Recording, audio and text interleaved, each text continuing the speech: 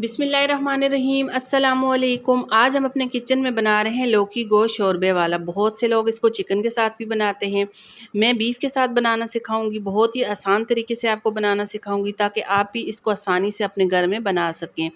बहुत ही मज़े का और टेस्टी सालन बन के तैयार होता है।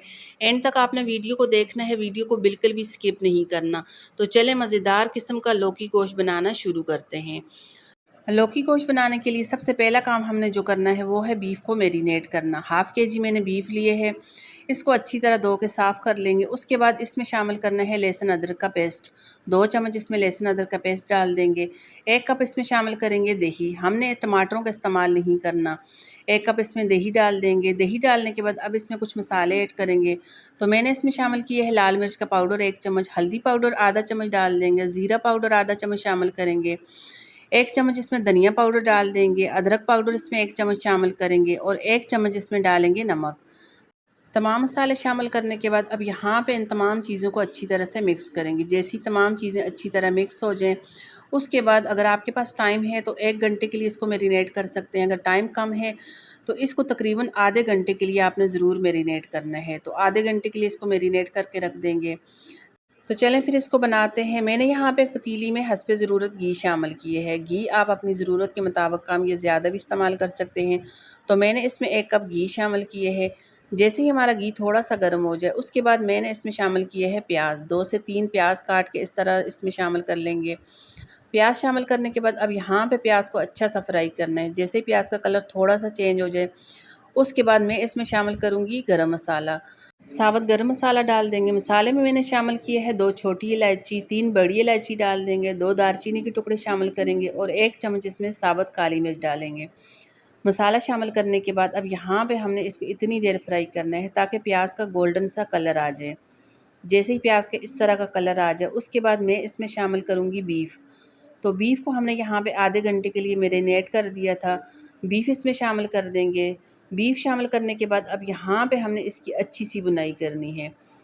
6 से 7 मिनट अब यहाँ पे सालन को हमने अच्छा सा भूनना है, क्योंकि हमने इसमें दही का इस्तेमाल किए है। तो दही शामिल करने की वजह से दही अपना पानी रिलीज़ करता है। इसके पानी को यहाँ पे हमने अच्छी तरह ड्राई करना है। इतनी देर इसकी बुनाई करेंगे ताकि इसका घी बिल्कुल सेपरेट हो जाए, इसका पानी यहाँ पे बिल्कुल ड्राई हो जाए। इसी पल थोड़ी सी मेरी वीडियो आपको अच्छी लगे, वीडियो को लाइक कर दें, ज़्यादा से ज़्यादा मेरी वीडियो को शेयर कर दें। आपने अभी तक मेरा चैनल सब्सक्राइब नहीं किया तो प्लीज़ मेरे चैनल को भी सब्सक्राइब कर दें। यहाँ पे आप देख सकते हैं इसका यहाँ पे घी बिल्कुल सेपरेट हो चुका है। अच्छी सी हमारे सालन की बुनाई हो चुकी है। यहाँ पे हमारे सालन की अच्छी सी बुनाई हो चुकी है, लेकिन बीफ हमारा अभी तक कच्चा है। तो इसको यहाँ पे पकाने के लिए मैंने इसमें शामिल किया है पानी। 2 से 3 गिलास इसमें पानी डाल देंगे। पानी शामिल करने के बाद अब यहाँ पे हमने फ़ौरन से इसको कवर नहीं लगाना। अगर फ़ौरन से इसको कवर लगा देंगे तो पानी के ऊपर जो जाग सी बनती है वो जाग एंड तक रहती है, वो जाग ख़त्म नहीं होती। तो पहले पानी में अच्छा सा बॉयल आ जाए, उसके बाद अब यहाँ पे इसको कवर लगा के तकरीबन 30 से 35 मिनट के लिए इसको यहाँ पे पकने के लिए रख देंगे, ताकि बीफ हमारा अच्छी तरह से गल जाए। साथ में मैंने यहाँ पे आधा किलो लौकी ली है। लौकी को अच्छी तरह धो के साफ़ कर लेंगे। इसका छिलका उतार के इस तरह मोटा मोटा काट लेंगे। तो यहाँ पे हमारा बीफ भी अच्छा सा गल चुका है। इसको हमने 80% यहाँ पे पकाना है, क्योंकि आगे जाके लौकी के साथ भी इसकी बुनाई करेंगे, लौकी के साथ भी इसको पकाना है। तो इस स्टेज में इसको यहाँ पे हमने 80% पकाना है। तो इसके बाद मैं इसमें शामिल करूँगी लौकी। लौकी इस तरह मोटा मोटा काट लेंगे, लौकी इसमें डाल देंगे। लौकी शामिल करने के बाद अब यहाँ पे हमने 5 से 6 मिनट अच्छी सी इसकी बुनाई करनी है। आप कोई भी सालन बना रहे हो, अगर सालन की बुनाई अच्छी करेंगे तो सालन का टेस्ट इतना ही मज़े का आएगा। तो लौकी शामिल करने के बाद 5 से 6 मिनट हमने यहाँ पे इसकी अच्छी सी बुनाई करनी है। इतनी देर इसकी बुनाई करनी है ताकि इसका घी सेपरेट हो जाए, पानी इसका बिल्कुल ड्राई हो जाए। उसके बाद मैं इसमें शामिल करूँगी हरी मिर्चें। इस तरह इसमें हरी मिर्चें डाल देंगे। अब यहाँ पे हमने इसका जितना शोरबा रखना है उस हिसाब से मैं इसमें शामिल करूँगी पानी। जैसे ही हमारा घी बिल्कुल सेपरेट हो जाए, अच्छी सी इसकी बुनाई हो जाए, उसके बाद मैं इसमें पानी शामिल करूँगी। अब यहाँ पे पानी आपने अपने हिसाब से शामिल करना है, जितना आपने इसका शोरबा रखना है उस हिसाब से आप इस पे पानी शामिल कर सकते हैं, क्योंकि बाज़ लोगों को कम शोरबे वाला सालन पसंद होता है, बाज़ को ज़्यादा शोरबे वाला पतला सालन पसंद होता है। तो अब यहाँ पे पानी आप अपने हिसाब से शामिल कर सकते हैं।